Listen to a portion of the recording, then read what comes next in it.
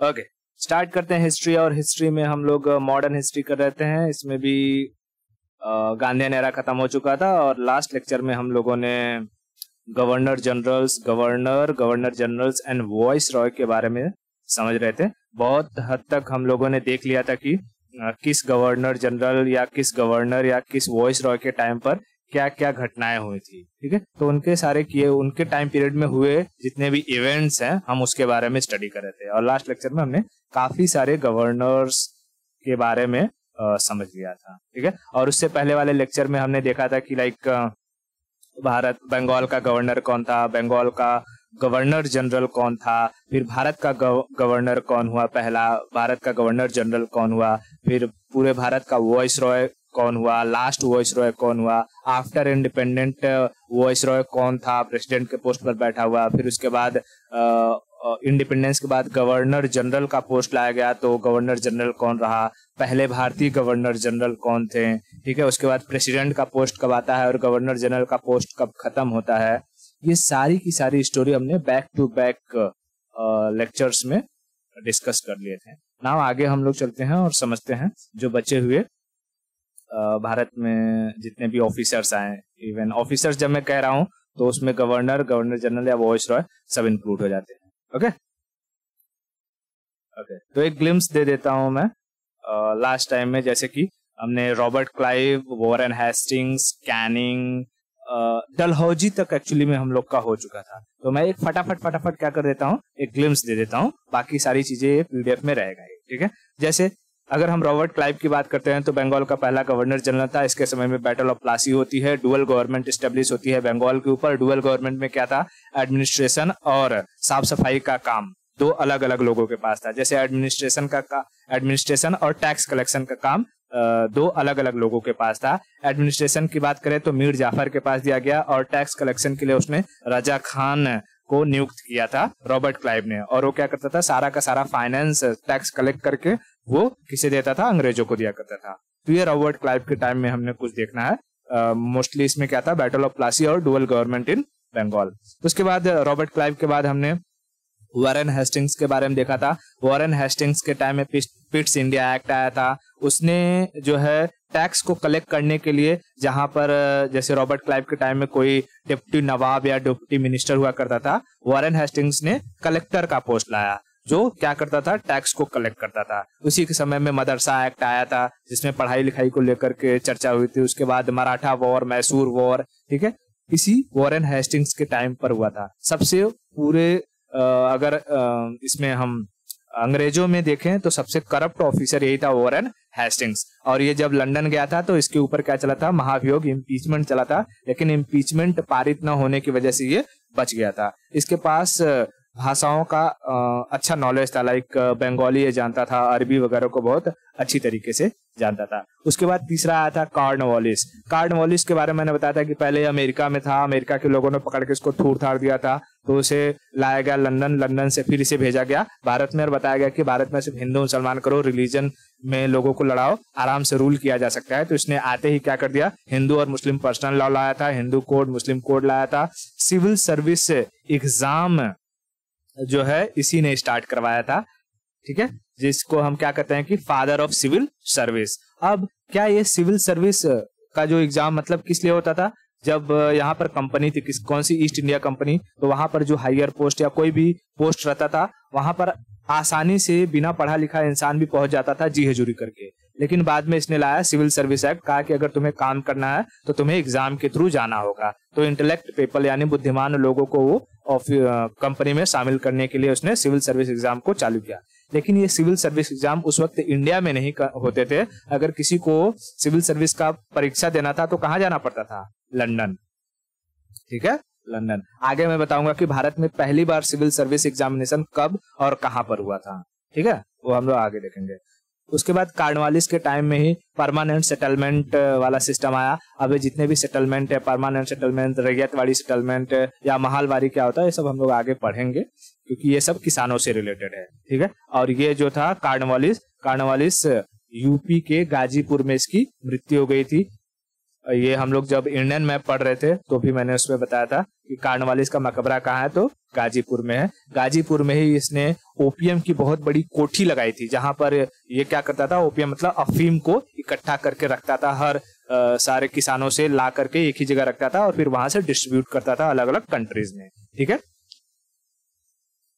ये हमने कार्नवालिस के बारे में देखा था। उसके बाद हमने देखा था वेलेजली के बारे में। वेलेजली को बंगाल का शेर कहा जाता है। वेलेजली ने भारत में सबसे अधिक यूज किया कौन सा, सहायक संधि, सब्सिडरी अलायंस है। सब्सिडरी अलायंस के अगर हम पिता की बात करें, father of subsidiary alliance Dupleix को कहा जाता था, जो फ्रांसीसी गवर्नर था। ठीक है, और वेलेजली के टाइम में पहला अगर कहेगा कि पहला स्टेट कौन सा था जिसने सब्सिडरी अलायंस को एक्सेप्ट किया था, तो वो हैदराबाद था। ठीक है, इसी के टाइम में फोर्ट विलियम कॉलेज की स्थापना हुई थी।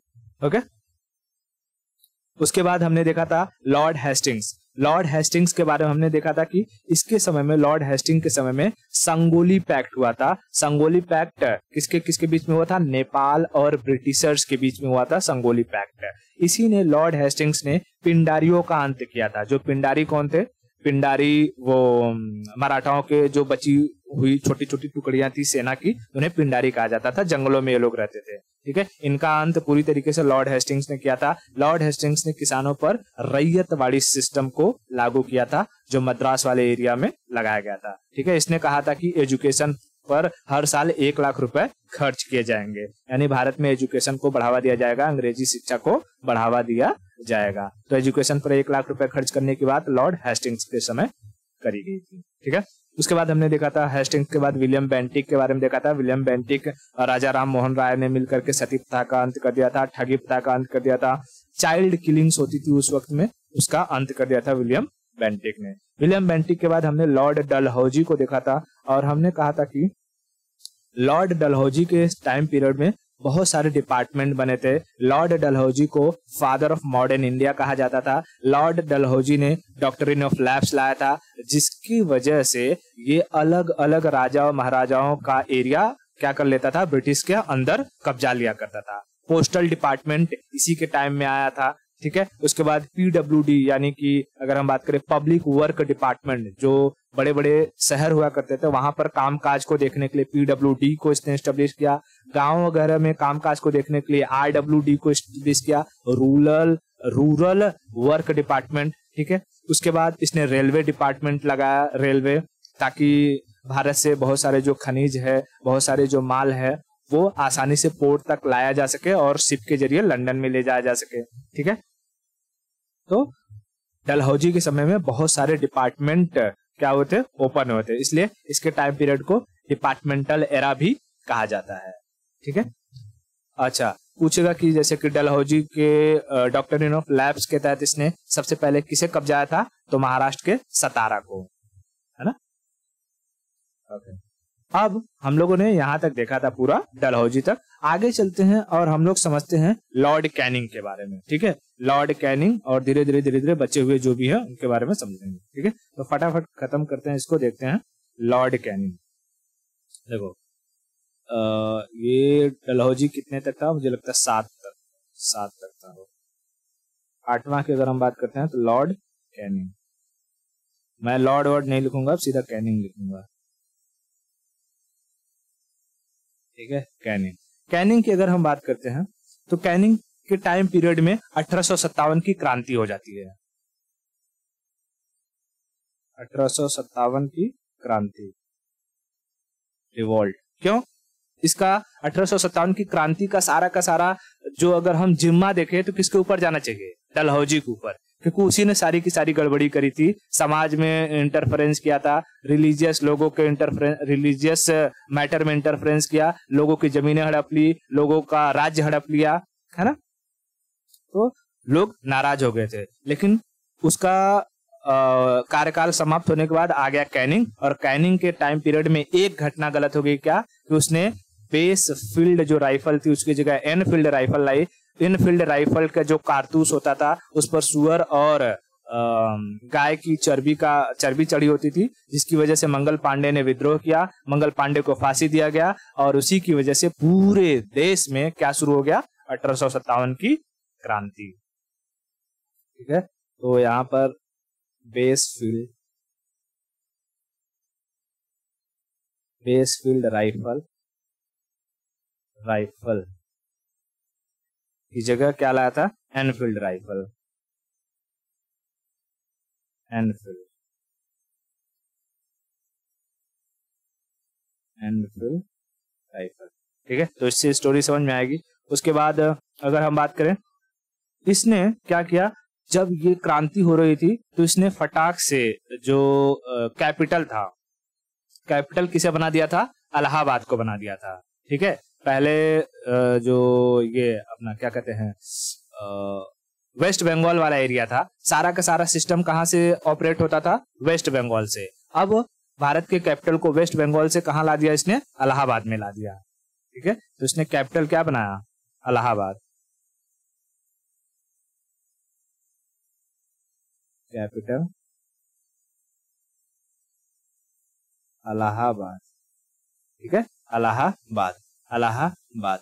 ठीक है, उसके बाद हमने क्या देखा था कि ये जैसे ही ये 1857 की क्रांति समाप्त हुई, 1857 की क्रांति के बाद वहां से क्या आता है?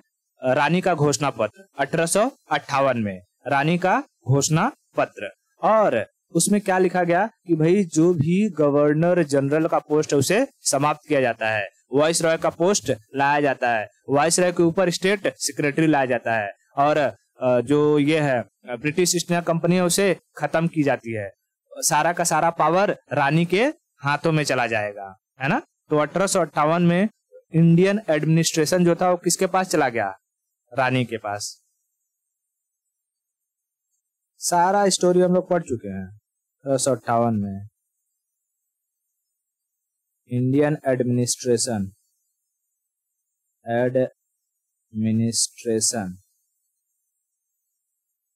goes to queen hands, इसे ही हम लोग कहते हैं क्राउन। ठीक है, क्राउन के पास चला गया या रानी के हाथ में चला गया। उसके बाद जब मामला शांत हुआ तो 1876 में वापस रानी से पहले राजा के हाथ में गया था, बाद में रानी के हाथ में गया था। ठीक है, क्योंकि लड़ाई झगड़ा देखना राजा संभालता था, और जैसे ही मामला शांत हुआ रानी के पास चला गया था। क्वीन हैंड नहीं, क्राउन मैं लिखता हूं, सीधा समझ में आएगा।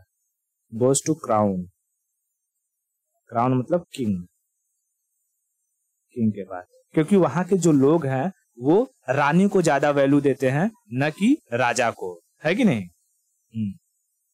ओके, ठीक है, तो फिर 1858 हो गया। 1858 के बाद अगर हम बात करते हैं कब? 1876 में।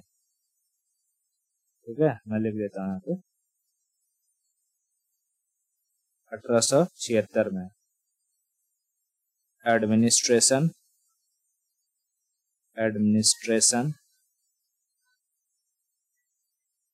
Goes to queen hand, queen. ठीक है, रानी के हाथ में चला जाता है। इतना समझ में आ गया? ओके, बहुत बढ़िया। आगे कैनिंग के बाद आते हैं लॉर्ड एल्गिन।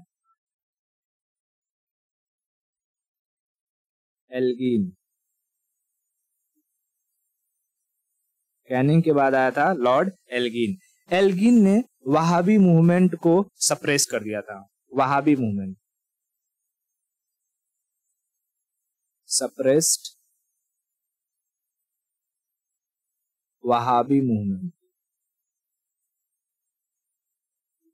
वहाबी, हाँ सब पढ़ा है। वहाबी मूवमेंट स्टार्ट हुआ था, देवबंद मूवमेंट स्टार्ट हुआ था। ठीक है, हाँ, जो मुस्लिम मूवमेंट जब हम लोग ये देख रहे थे, सारा का सारा क्या कहते हैं उसको, सोसाइटी देख रहे थे, सोसाइटी, उसके बाद रिवोल्ट, फिर मूवमेंट, फिर ट्राइबल रिवोल्ट हमने देखा था। ठीक है, फिर मुस्लिम सोसाइटीज के बारे में देखा था, रिफॉर्म्स देखे थे, तो उसी में आया था सारा का सारा वहाबी मूवमेंट। वहाबी मूवमेंट का जो सेंटर था पटना था, है ना।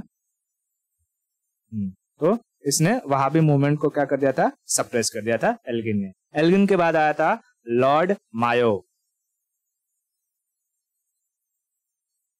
क्या, कौन आया? मेयो या मायो? मेयो या मायो? अब मेयो ने सोचा कि क्या करते हैं, भारत का ना हम लोग सेंसस करते हैं। तो इसने 1872 में पहली बार भारत का सेंसस स्टार्ट किया, लेकिन वो सेंसस कंप्लीट नहीं कर पाया क्योंकि मेयो पगला गया था। हाँ, उसने देखा बाप रे बाप, इतने लोग हैं, इतनी प्रकार की जातियां हैं, जनजातियां हैं, मेरे से नहीं होगा, तो छोड़ दिया उसने। तो 1872 में first time census, but not completed,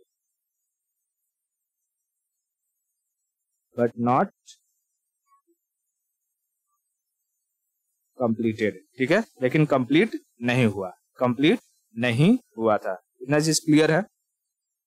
okay, अब ये क्या हुआ कि एक बार इसको ना सारे के सारे ये जो हेड था, मतलब कि वॉइस तो है ही, तो इसके जो सोल्जर्स थे, ये लोग इसको अंडमान निकोबार जेल घुमाने ले गए थे। तो अंडमान निकोबार में एक अफगान सोल्जर था, वहीं पर जैसे मान लीजिए जेल है, ठीक है, जेल के सामने एक पॉन्ड है, पॉन्ड में पानी है और कीचड़ भी बहुत सारा है। तो इसी में एक अफगान सोल्जर तलवार लेके ऐसे सोया हुआ था, और जैसे ही ये वाइसरॉय मायो यहाँ से गुजरा, ये निकल के इसका गर्दन काट दिया। ठीक है, तो मायो की मृत्यु कहाँ हो जाती है? अंडमान निकोबार में। ठीक है, अंडमान निकोबार में, क्योंकि ये लोग बहुत अत्याचार कर रहे थे ना, सबको वहां पर पकड़कर बंद करके रखे हुए थे, बहुत सारे जो क्रांतिकारी थे, क्रांतिकारियों को बंद करके रखे हुए थे। तो इसीलिए पहले अफगानिस्तान हम भारत में ही पूरा था, भारत का ही हिस्सा था। तो जो वहां का अफगान था, अफगान लोगों को पता है कि ये लोग मारी मारा करने में एकदम आगे रहते हैं। तो मार दिया मायो को, मायो मरी गया। तो मायो की मृत्यु कहाँ हो गई? Died in Andaman jail. Andaman jail में लोगों को काले पानी की सजा दी जाती थी। ठीक है, अंडमान में लोगों को काले पानी की सजा दी जाती थी। डू यू नो कि उसे काला पानी क्यों कहते थे?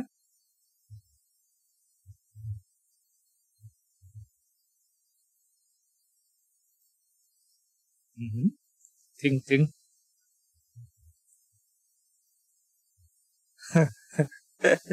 पानी काला है, पानी काला किस वजह से हो जाता है?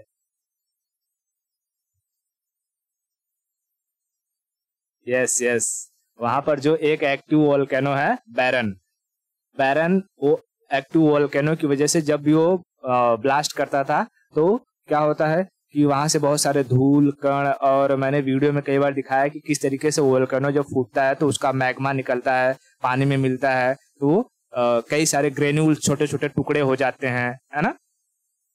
तो उसकी वजह से क्या होता था, पूरा का पूरा पानी एकदम काला हो जाता था, और एरिया में पूरा धूल कण एकदम स्प्रेड हो जाते थे, तो पूरा माहौल भी एकदम काला काला हो जाता था। ठीक है, तो उसे कहा जाता था काला पानी की सजा। ठीक है, वो काला पानी एरिया डिस्प्यूटेड है, उत्तराखंड और नेपाल वाला, उधर मत समझ लेना।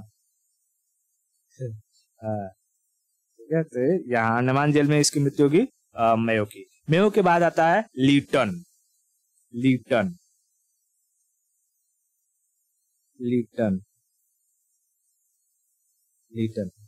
ने क्या लाया? Vernacular press act. हमने प्रेस एक्ट के बारे में भी पढ़ा है। तो वर्नाकुलर प्रेस एक्ट, इसके बारे में कुछ याद है? 1878 में वर्नाकुलर प्रेस एक्ट का क्या मतलब है, पता है कुछ?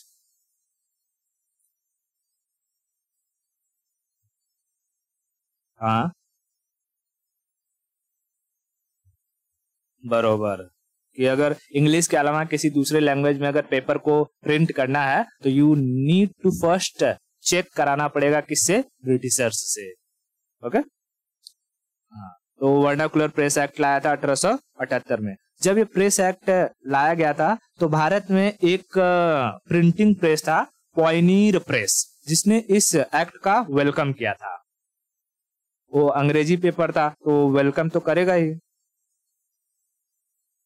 Pioneer Press. Pioneer Press welcomed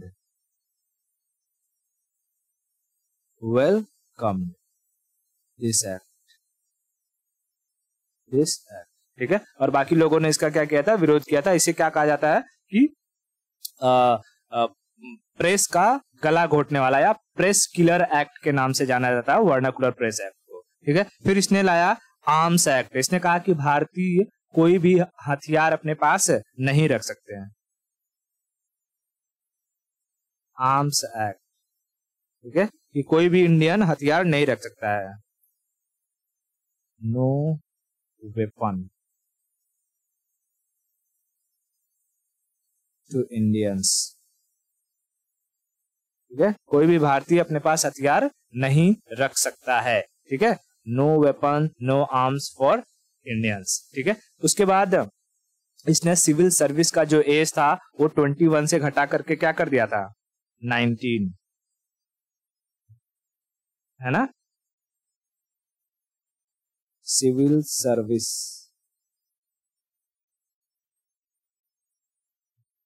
service में जो एज था रिड्यूस्ड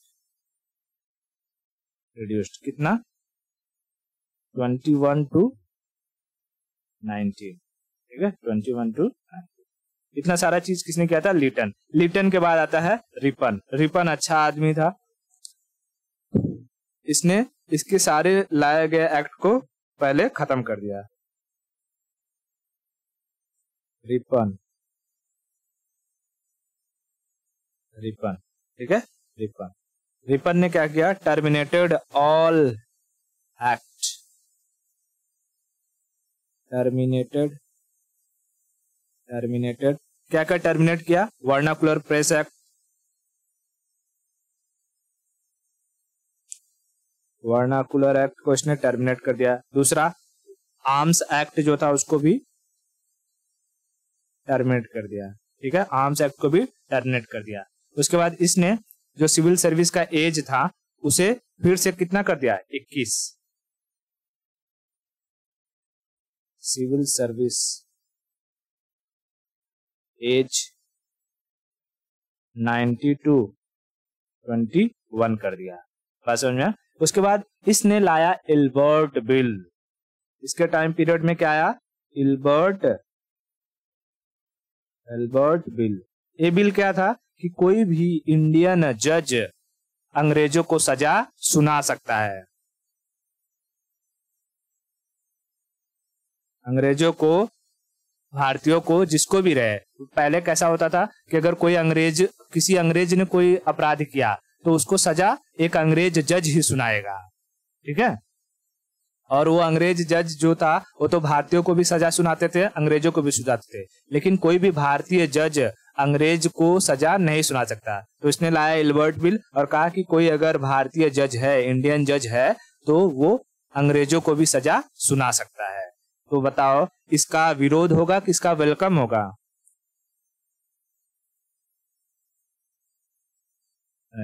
भारत में राज कौन कर रहा है? तो अंग्रेज अपने खिलाफ कोई ऐसा एक्ट लाने देंगे, ऐसा कोई बिल लाने देंगे? भारत के हिसाब से अच्छा है, लेकिन जो राज कर रहा है, जैसे अगर मंत्री है जो भी पार्लियामेंट में नियम कानून बनाते हैं, क्या कोई ये नियम कानून बना सकता है कि अगर किसी को मिनिस्टर बनना है तो उसे यूपीएससी वाला एग्जाम दे करके गुजरना पड़ेगा, तब वो मिनिस्टर के लायक होगा। एटलीस्ट वो मेंस तक पहुंचना चाहिए या प्रीलिम्स क्लियर किया होना चाहिए। ऐसा ला सकते हैं? नहीं। किसके लिए अच्छा होगा अगर लाएंगे तो? हाँ, अगर लाएंगे तो किसके लिए अच्छा होगा? यही बिल, अगर ये बिल पास किया जाए कि अगर किसी को भी अगर इलेक्शन लड़ना है तो उसे एटलीस्ट यूपीएससी का प्रीलिम्स क्लियर होना चाहिए उसका।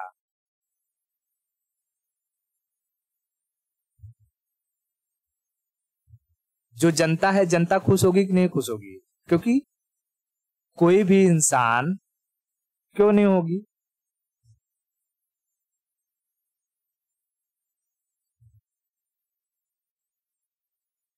अरे इलेक्शन नहीं, इलेक्शन में खड़े होने की बात कर रहा हूँ मैं, मंत्रियों की बात कर रहा हूँ, इलेक्शन में खड़े होने की है।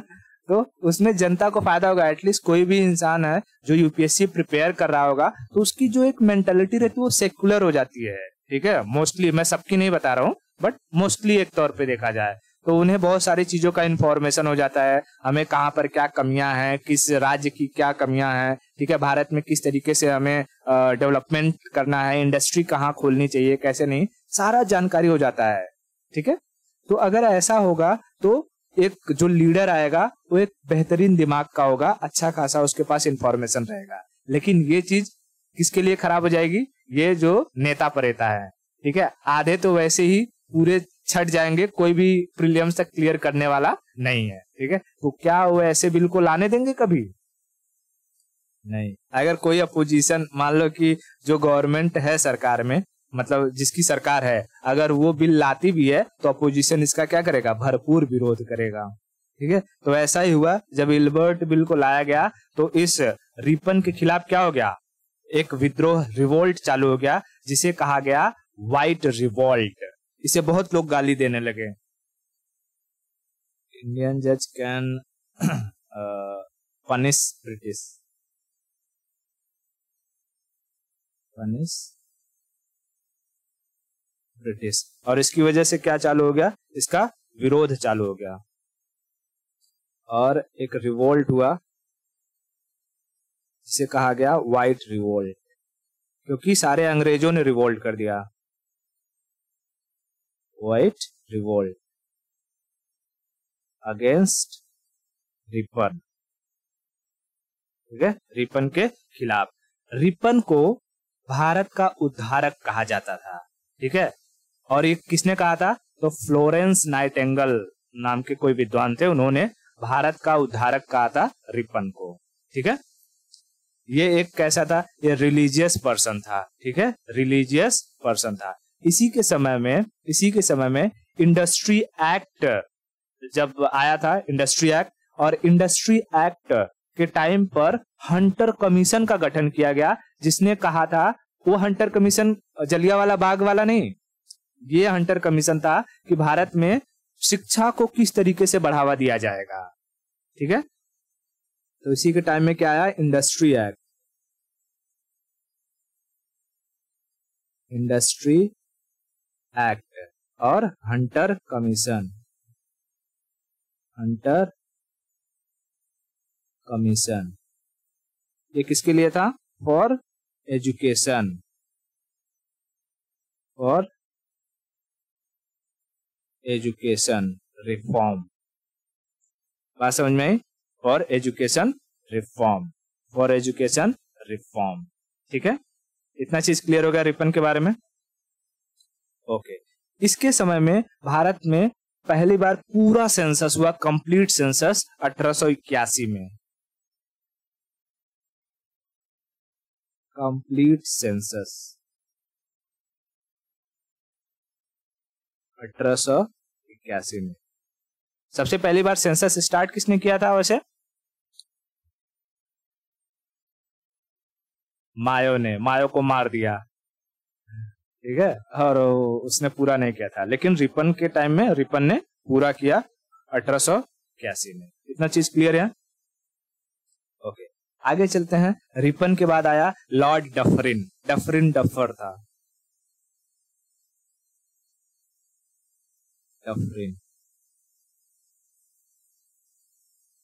और इसी के समय इंडियन नेशनल कांग्रेस की अगर हम बात करते हैं, उसकी स्थापना होती है कांग्रेस का 1885 में। कांग्रेस स्टेब्लिशमेंट, स्टेब्लिशमेंट 1885 में, 1885 में। ठीक है, इतना समझ में आया? ओके ओके, ठीक है। आगे अगर हम बढ़ते हैं तो डफरिन के बाद आता है कर्जन। Curzon, Lord Curzon. कौन सा नंबर हो जाएगा ये? 14। कर्जन देखो कर्जन के टाइम में क्या हुआ, तो इसने काट कूट दिया किसको, बंगाल डिवीजन कर दिया, बंगाल डिवीजन। बंगाल डिवीजन कब हुआ था, 1905 में, ठीक है, बंगाल डिवीजन 1905 में। इसी के समय में जो है सिंचाई आयोग, यानी जिसको हम कहते हैं इरिगेशन डिपार्टमेंट को स्टार्ट किया गया।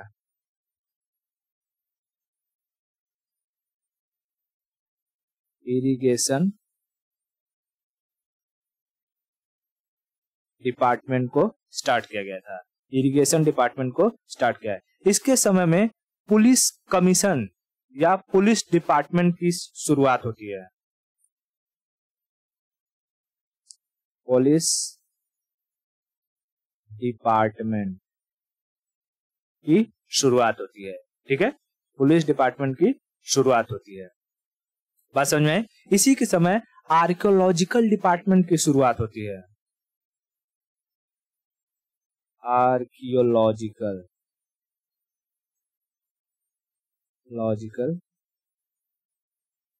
डिपार्टमेंट की शुरुआत होती है। इसलिए इसके कार्यकाल को डिपार्टमेंटल एरा कहा जाता है, डिपार्टमेंटल एरा कहेगा कि विभागीय प्रणाली या इसको हिंदी में क्या कहते हैं, डिपार्टमेंट को विभाग कहते हैं ना, विभागीय प्रणाली या विभागों का कार्यकाल किसे कहते हो हिंदी में पता नहीं क्या, but departmental era Lord Curzon के टाइम पीरियड को कहा जाता है, ठीक है। गोपाल कृष्ण गोखले ने इसकी तुलना औरंगजेब से किया था, लॉर्ड कर्जन की तुलना किससे किया था, औरंगजेब से किया था, ठीक है। बहुत ही तानाशाह टाइप का इंसान था ये लॉर्ड कर्जन, इतना चीज क्लियर है, ओके। उसके बाद कर्जन की अगर हम बात करें, कर्जन के बाद आता है मिंटो, कर्जन के बाद कौन आएगा, मिंटो। अच्छा, मिंटो क्या है, वाइस रॉय है ना, वाइस रॉय, और वाइस रॉय के ऊपर एक कौन सा ऑफिसर बैठता था, स्टेट सेक्रेटरी, राज्य सचिव। तो मिंटो के समय में जो राज्य सचिव था वो था मोरले, इसलिए इसके समय में जो रिफॉर्म आया उसे कहा गया मोरले मिंटो रिफॉर्म, क्योंकि राज्य सेक्रेटरी बड़ा होता है इसलिए पहला नाम लगाया जाता है उसका, ठीक है। उसके समय में मोरले क्या था, स्टेट सेक्रेटरी,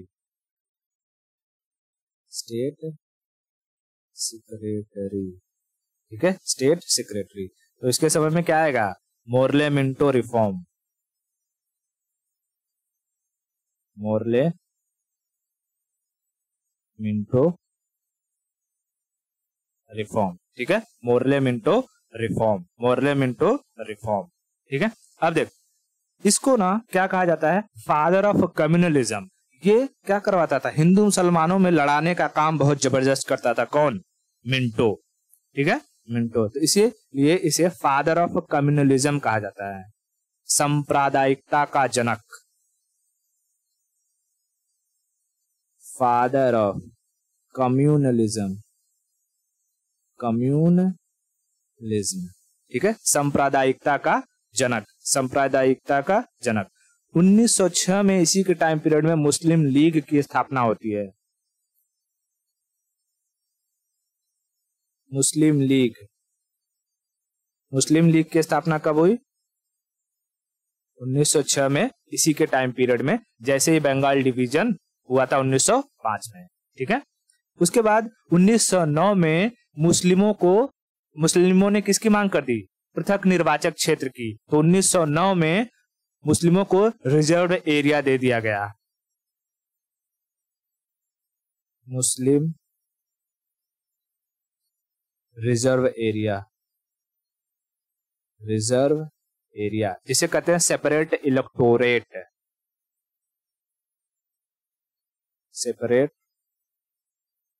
इलेक्टोरेट 1909 में, ठीक है, 1909 में। ये सब किसके टाइम पीरियड में हो रहा है? मिंटो के ही, ठीक है, मिंटो के टाइम पीरियड में ही हो रहा है, ठीक है, मिंटो के ही टाइम पीरियड में हो रहा है। बात समझ में आ गई? ओके, इतना सारा मिंटो के टाइम में याद रखना। मिंटो के बाद में आएगा हार्डिंग द्वितीय।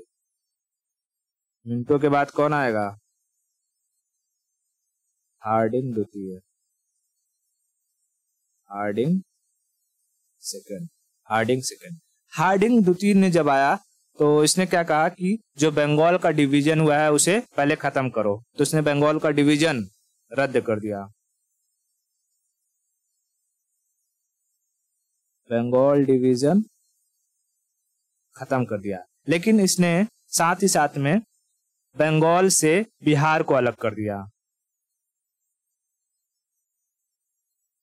सेपरेटेड बिहार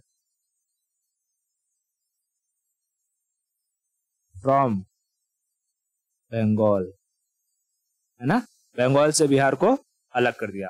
और इसने कैपिटल को कलकत्ता से दिल्ली शिफ्ट कर दिया, ठीक है, कलकत्ता से दिल्ली शिफ्ट कर दिया, कैपिटल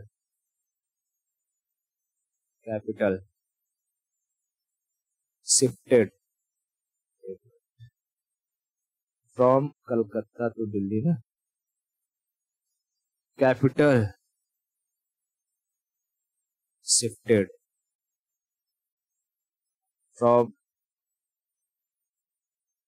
कलकत्ता टू दिल्ली, ठीक है, Calcutta to Delhi.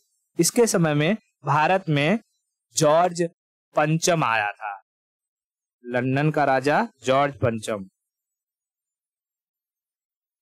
King George fifth came to India. और जब भारत में आएगा तो इसका स्वागत होगा, स्वागत नहीं करोगे हमारा, बोलेगा वो, तो इसके स्वागत के लिए क्या लगाया जाएगा? दिल्ली दरबार, दिल्ली दरबार। खैर मैं दिल्ली दरबार को पढ़ाऊंगा, टोटल 3 दिल्ली दरबार हुए थे, ठीक है। और इसी के टाइम पीरियड में फर्स्ट वर्ल्ड वॉर शुरू हो गया, फर्स्ट वर्ल्ड वॉर स्टार्टेड। कब हुआ था? 1914, 18 तक चला था, ठीक है, तो ये चीज क्लियर हो गया। ओके, उसके बाद हार्डिंग के बाद आता है चेम्सफोर्ड। कौन सा नंबर हो जाएगा ये? 17। हार्डिंग के बाद आता है चेम्सफोर्ड। चेम्सफोर्ड, चेम्सफोर्ड क्या है? वाइस रॉय, है ना, वाइस रॉय। और इसके समय में स्टेट सेक्रेटरी कौन था? मॉन्टेग्यू, चेम्सफोर्ड के समय में मॉन्टेग्यू, ठीक है, मॉन्टेग्यू। ये क्या था? State secretary, state secretary. तो इसके टाइम में जो भी रिफॉर्म आए उसे क्या कहा गया? Montagu Chelmsford reform, Montagu Chelmsford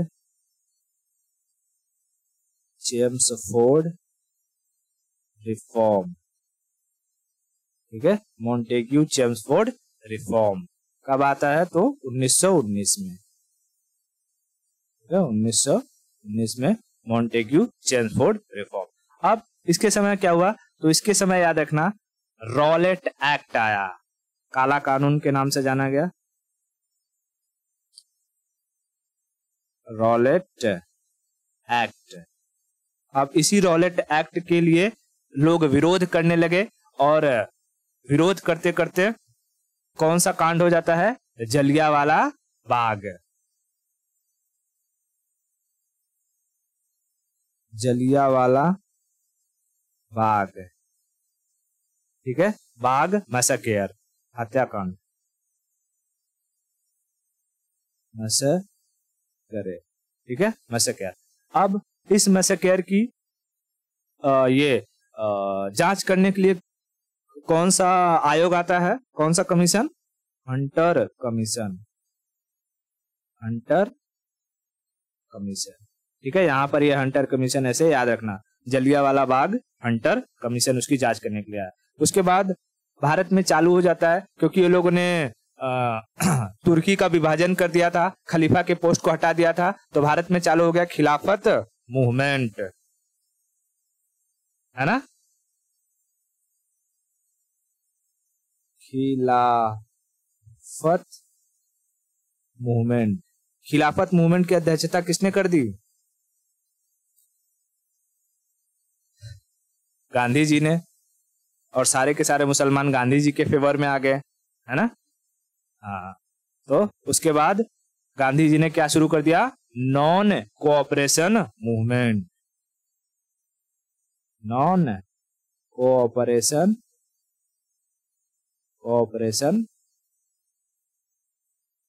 movement, ठीक है, नॉन कोऑपरेशन मूवमेंट, ठीक है। उसके बाद इस मॉन्टेग्यू चेम्सफोर्ड के टाइम, मतलब कि इसने और क्या क्या किया, इसने देखा कि मुझसे पहले जो आया था लाइक ये मॉर्ले मिंटो, तो उसने मुस्लिमों को क्या किया था? अलग क्षेत्र दिया था। तो हम लोग क्या करते हैं, यहाँ पर सिख और क्रिश्चियन को भी क्या कर देते हैं? रिजर्वेशन दे देते हैं। तो यहाँ पर इन लोगों ने रिजर्वेशन दे दिया सिख और क्रिश्चियन को, रिजर्वेशन, किसको किसको? सिख और क्रिश्चियन।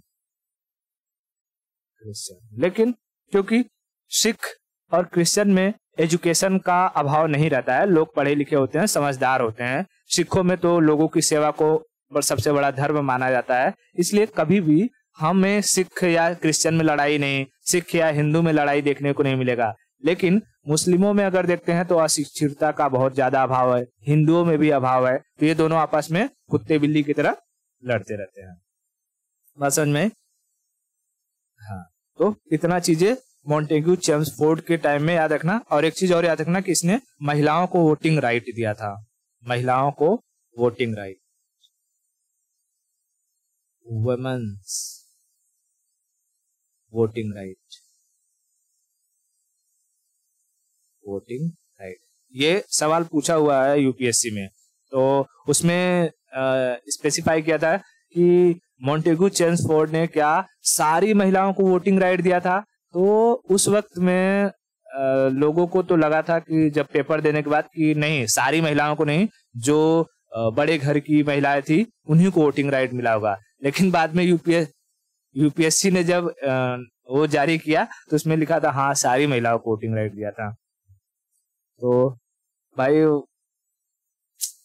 क्या बोले, जब तक यूपीएससी का रिजल्ट नहीं आता या आंसर की नहीं आता, सर लोग के बताए हुए सवाल भी, आंसर भी मतलब गलत होते हैं, हो सकते हैं, ठीक है। तो इतना हो गया मॉन्टेग्यू चेम्सफोर्ड। मॉन्टेग्यू चेम्सफोर्ड के बाद आता है लॉर्ड रीडिंग, ठीक है। कौन आता है? Lord reading. रीडिंग क्या ये बहुत रीड करता था? लॉर्ड रीडिंग, ठीक है, लॉर्ड रीडिंग के टाइम पीरियड में हो गया चौरी चौरा हत्याकांड, और असहयोग जो नॉन कोऑपरेशन मूवमेंट था वो समाप्त हो गया, है ना। चौरी चौरा, ठीक है, चौरी चौरा 1922 में चौरी चौरा मूवमेंट हो गया। उसके बाद नॉन कोऑपरेशन मूवमेंट समाप्त हो जाएगा। इसके टाइम पीरियड में 1924 में बेलग्राम अधिवेशन होता है, ठीक है, बेलग्राम अधिवेशन कर्नाटका में, बेलग्राम समिट या सेशन। बेलग्राम सेशन की अध्यक्षता कौन कर देते हैं? गांधी जी। और उसी में कह देते हैं कि अंग्रेजों ने कहा कि मतलब कि लोगों के प्रभाव में आकर के हम लोग क्या करते हैं, गांधी जी को आजाद करते हैं। ठीक है, नहीं तो गांधी जी भूख हड़ताल पे चले गए थे, जेल में उठाकर ले गए थे गांधी जी को, क्योंकि जब असहयोग आंदोलन खत्म हुआ था तो गांधी जी और जितने भी बड़े बड़े लीडर थे उनके बीच में तनाव शुरू हो गया था, लोग गांधी जी से दूर जाने लगे थे, और इसी का फायदा उठा करके अंग्रेजों ने गांधी जी को गिरफ्तार कर लिया था। गांधी जी ने वहां पर क्या चालू कर दिया, अनशन, और अंग्रेजों ने बोला मर जाने दो बुढ़वा को। गांधी जी ने बोला बाप रे बाप मार डालेंगे, तो गांधी जी ने बीमारी का बहाना बनाया और जल्दी ही अंग्रेजों ने उनको रिलीज कर दिया, और जैसे ही रिलीज किया गांधी जी पीछे मुड़े और भाग गए। भाग के कहा चले गए, सीधा बेलग्राम। बेलग्राम में अधिवेशन की अध्यक्षता कर दिया और बोले कि आप लोगों के लिए अंग्रेजों ने हमको छोड़ दिया है। धीरे धीरे लोग गांधी जी के फेवर में आने लगे। फिर गांधी जी ने कुछ समय तक क्या किया, लोगों की सेवा करना सोचा। तो उसी वक्त प्लेग वगैरह की बीमारी बहुत तेज फैली हुई थी, तो लोगों की सेवा करने में जुट गए, और धीरे धीरे गांधी जी किसी बड़े मूवमेंट की तैयारी में जुट गए थे, जो लास्ट में क्विट इंडिया मूवमेंट का फॉर्म और दांडी मार्च जैसे मूवमेंट के रूप में निकल करके आता है ना। तो बेलग्राम अधिवेशन 1924 में। ठीक है, अभी मैं सारे सेशन भी पढ़ाऊंगा लीडर गांधी जी के। सेशन हम लोगों ने पढ़ लिया है क्या?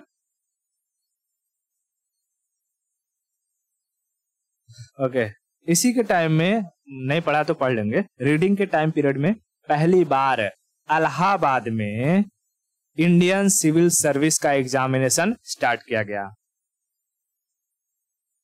आईसीएस यानी यूपीएससी का एग्जामिनेशन अब कहां होने लगा? Examination in Allahabad.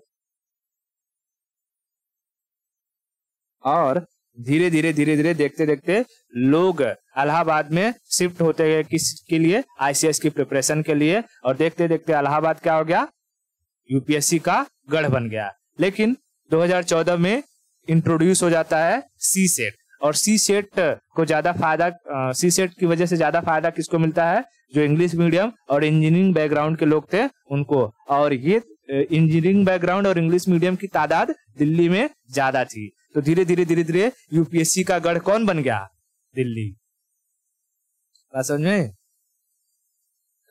तो ये हो गया आईसीएस एग्जामिनेशन पहली बार भारत में चालू होता है। कब? 1922 में। ठीक है, 1922 में। इतना चीज क्लियर हो गया? ओके, उसके बाद रीडिंग के बाद आते हैं इरविन। और इरविन के टाइम में तो बहुत कुछ हुआ है ना। गांधी जी भाग गए वहां से गोलमेज सम्मेलन से, गांधी इरविन पैक्ट हुआ, जो है अपने भगत सिंह को फांसी हुई। याद आ रहा है कुछ?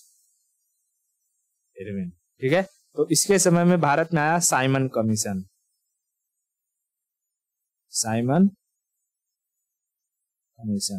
साइमन गो बैक के नारे लगे, जिसके प्रोटेस्ट में किसकी मृत्यु हो जाती है? लाला लाजपत राय की। और उनकी मृत्यु के बाद वही अपने जो भगत सिंह थे बदला लेने के लिए सारा का सारा कांड किए। उसको जो वहां का ये था आयर्स था, आयर्स को वो मार दिया गया। आयर्स की जगह उसकी पत्नी मर गई। ठीक है, तो वो ढूंढने लगा, फिर वो लोग इधर उधर शिफ्ट होने लगे, भागने लगे। फिर वहां पर दिल्ली में जो असेंबली कांड हुआ उसकी वजह से उन्हें अरेस्ट कर लिया गया। फिर धीरे धीरे मामला चलता गया, और फिर इंग्लैंड में उधर सेकंड गोलमेज की मतलब तैयारी हो रही थी, क्योंकि इलेक्शन का माहौल आने वाला था। तो वो सारा का सारा जो इतिहास है हम लोगों ने वो पढ़ लिया है। यहाँ सिर्फ एक हाईलाइट देखना है। तो साइमन कमीशन लॉर्ड इरविन के टाइम, इसी के टाइम में नेहरू रिपोर्ट दिया गया। नेहरू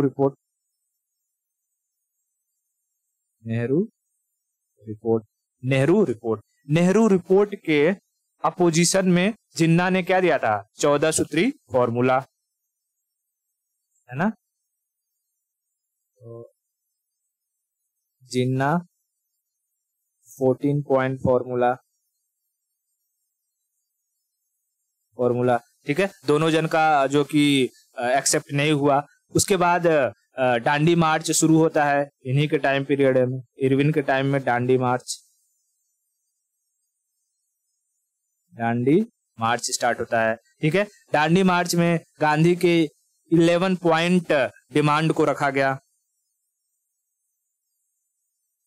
गांधी 11 पॉइंट डिमांड, ठीक है, डिमांड को रखा गया, जिसमें यही सब था कि इनको छोड़ दिया जाए, किसको, अपने भगत सिंह को छोड़ दिया जाए, नमक पर टैक्स न लिया जाए। तो उसमें से कुछ चीजें मानी गई थी और कुछ चीजें नहीं मानी गई थी, ठीक है। फिर सिविल डिसओबीडियंस मूवमेंट हुआ, सिविल डिसओबीडियंस मूवमेंट, ठीक है, सिविल डिसओबीडियंस मूवमेंट होता है, ठीक है। उसके बाद दिल्ली पैक्ट होता है, किसके किसके बीच, इरविन और गांधी के बीच में। दिल्ली पैक्ट, गांधी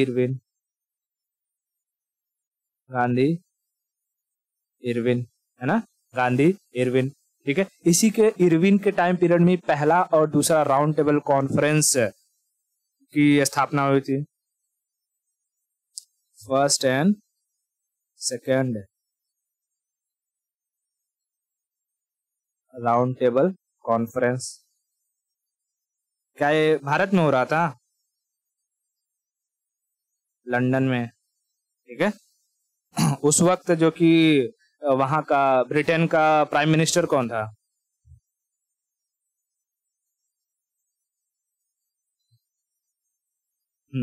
मैंने कहा था वहां पर 2 ही नाम याद रखना है,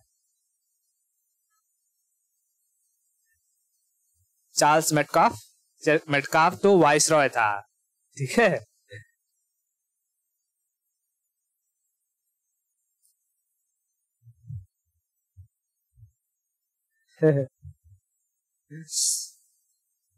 विंस्टन चर्चिल था, ठीक है। और लेबर पार्टी की तरफ से कौन था?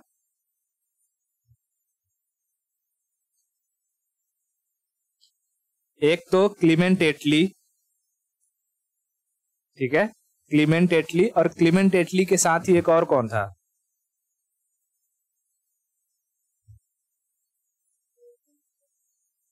क्या मेटक्लाफ?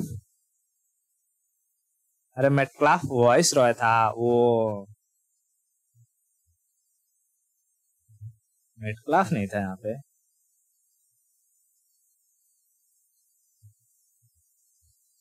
मेटक्लाफ नहीं था।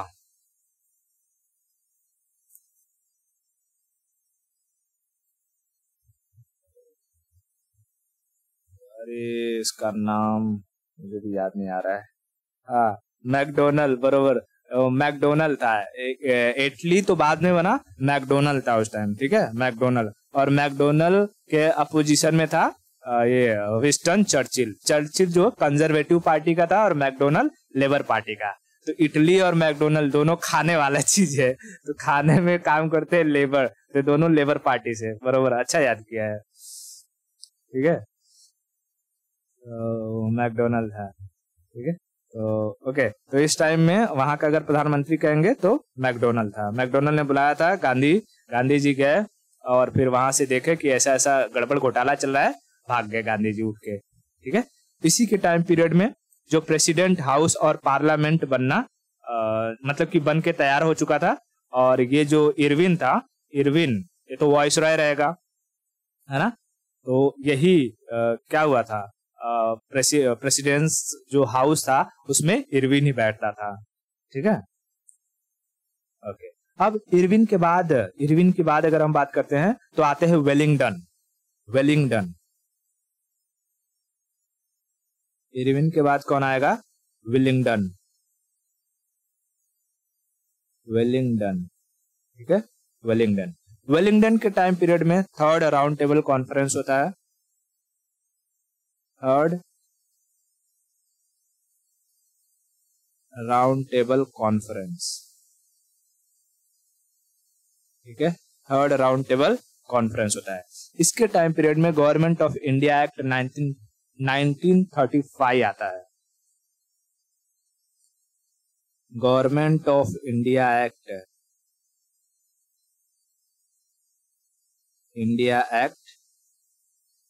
1935, और इसी गवर्नमेंट ऑफ इंडिया एक्ट 1935 को blue print of Indian constitution कहा जाता है ना? Blue print of Indian constitution, Indian constitution. इसी गवर्नमेंट ऑफ इंडिया एक्ट के तहत 1936 में बर्मा यानी म्यांमार को भारत से अलग कर दिया गया। Myanmar separated from India. कब? 1936 में। 1936 में, ठीक है, 1936 में। इसी वेलिंगटन के टाइम पीरियड में ये जो दलित थे, दलित यानी SC/ST, ठीक है, इनके रिजर्वेशन को लेकर के गांधी और अंबेडकर के बीच में होता है पूना पैक्ट, ठीक है। तो गांधी अंबेडकर पैक्ट, गांधी अंबेडकर पैक्ट, ठीक है, गांधी अंबेडकर पैक्ट, बात समझ में। उसके बाद वेलिंगटन के बाद अगर हम बात करें तो आता है लिनलिथगो। कौन आता है? लिनलिथगो।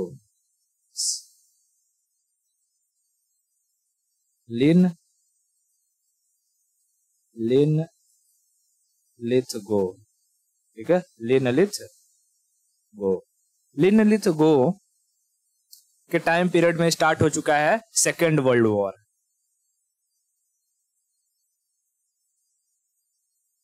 सेकेंड वर्ल्ड वॉर कब स्टार्ट हुआ था? से लेकर के 45 तक, ठीक है, 45 तक। अब ये लिनलिथगो के टाइम पीरियड में भारत में प्रोविंशियल इलेक्शन होता है, जिसमें 6 प्रोविंस में 8 में से 6 प्रोविंस में कांग्रेस जीत जाती है और 2 प्रोविंस में मुस्लिम लीग जीत जाती है। लेकिन लिनलिथगो ने बिना कांग्रेस से पूछे ही 3 लाख सैनिकों को कह दिया, कहाँ झोंक देता है? सेकेंड वर्ल्ड वॉर में झोंक देता है, जिसकी वजह से जो कांग्रेस थे वो अपने 6 सीटों से त्याग पत्र दे देती है। और इसकी वजह से जो ये जिन्ना की पार्टी थी उसने क्या बनाया था? कांग्रेस फ्री डे, है ना। तो मैं यहां लिख दूं प्रोविंस इलेक्शन, प्रोविंस इलेक्शन 6 और 2, 6 में कांग्रेस, 2 में लीग, ठीक है। उसके बाद 3 लाख सोल्जर, उसके बाद कांग्रेस रेजिग्नेशन, कांग्रेस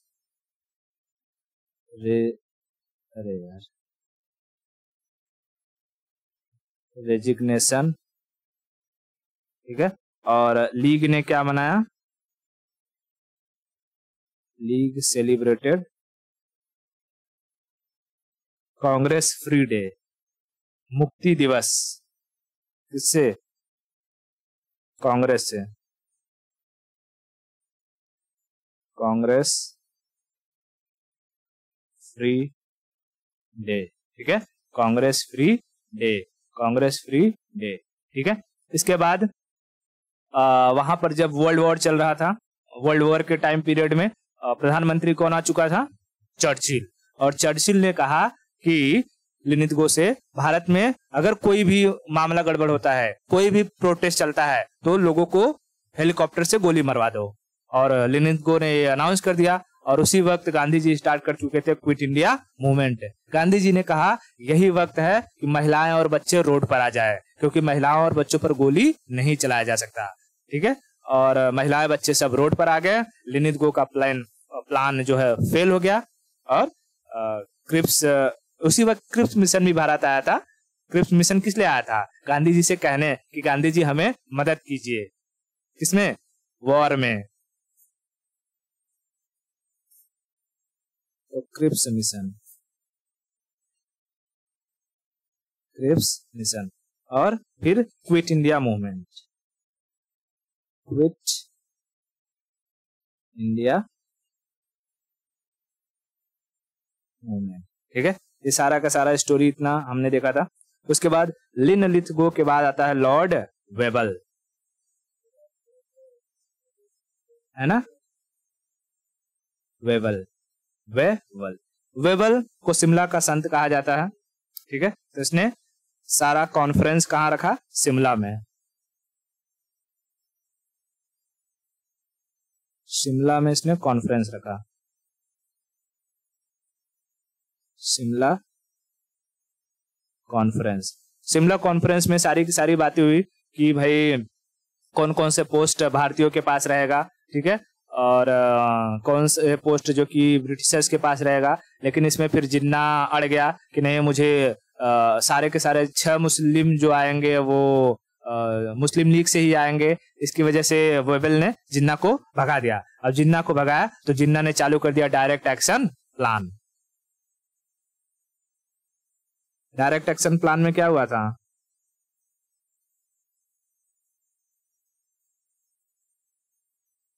नुआखली में दंगे, याद है? हाँ, जिन्ना ने करवाया था। नुआखली में दंगे हुए थे, कई महिलाओं का रेप किया गया, बच्चे मारे गए। फिर गांधी जी आए, गांधी जी ने लोगों को समझाया। 1 मैन आर्मी का उनको टैग दिया गया, टाइटल दिया गया। ठीक है, 1 मैन डिवाइडेड फॉल्ट का टैग दिया गया उनको, है ना? उसके बाद जो है जब डायरेक्ट एक्शन प्लान हो गया, लोगों ने बहुत समझाया कि भाई भारत का विभाजन डिवीजन मत करो। जिन्ना नहीं मान रहा था। तो फिर वहां से जो क्लीमेंट एटली था, क्लीमेंट एटली ने किसे भेजा? जो है कैबिनेट मिशन को। कैबिनेट मिशन आया भारत और इंटरिम गवर्नमेंट बनाया। कॉन्स्टिट्यूशन बनाने की सारा प्रोसेस शुरू हो गया और जाकर के लास्ट में लॉर्ड माउंटबेटन को भेजा गया और लॉर्ड माउंटबेटन ने इंडिया और पाकिस्तान का डिवीजन किया। और धीरे धीरे करके हम लोगों ने 15 अगस्त 1947 को, मतलब 16 अगस्त 1947 को भारत पाकिस्तान का डिवीजन होता है। अरे सॉरी, 14 अगस्त को, और 15 अगस्त 1947 को भारत की आजादी, है ना? तो डायरेक्ट एक्शन प्लान, उसके बाद कैबिनेट मिशन किसने भेजा था?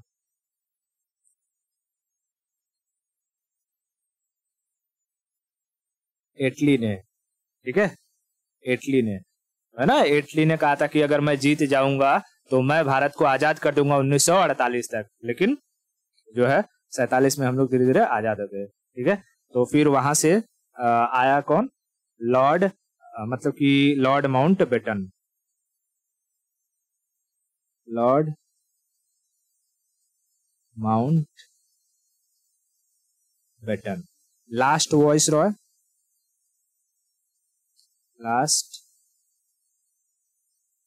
रॉय इन डिवीजन हुआ इंडिया पाकिस्तान का। ठीक है, और 15 अगस्त 1947 को इंडिया गॉट इंडिपेंडेंट।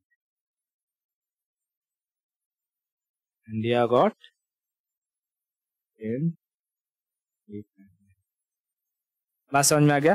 तो जितना भी इंटरिम गवर्नमेंट होगी या कोई भी कॉन्स्टिट्यूशन बनने का प्रोसेस लॉर्ड वेबल के टाइम में रहेगा। ठीक है, डिवीजन का प्रोसेस लॉर्ड माउंटबेटन। बात समझ में आया? और इस तरीके से हमने पूरे जितने भी वॉइस रॉय थे और उनके समय में क्या क्या टाइम पीरियड में क्या क्या चीजें हुई थी, वो सारा का सारा हमने यहाँ कवर कर लिया। ओके, ठीक है, तो इसको सीधा देखो, सब हिस्ट्री एक बार पढ़ लो, उसके बाद जो चीजें हैं तो सिर्फ क्या रहती है कि हमें एक हाईलाइट देखना रहता है तो फटाफट याद होता है। लेकिन अगर कोई हिस्ट्री नहीं पढ़ा है और डायरेक्ट ये सब चीजों को पढ़ना स्टार्ट करता है कि किसके टाइम में क्या हुआ क्या नहीं हुआ, तो जिंदगी भर में याद नहीं होने वाला है। समझ में आया? तो हिस्ट्री भी पढ़ने का अपना एक तरीका रहता है कि कब कौन सी चीज पढ़नी चाहिए। ओके, ठीक है, आज के लिए इतना रखते हैं, बाकी की स्टोरी हम लोग नेक्स्ट लेक्चर में देखेंगे।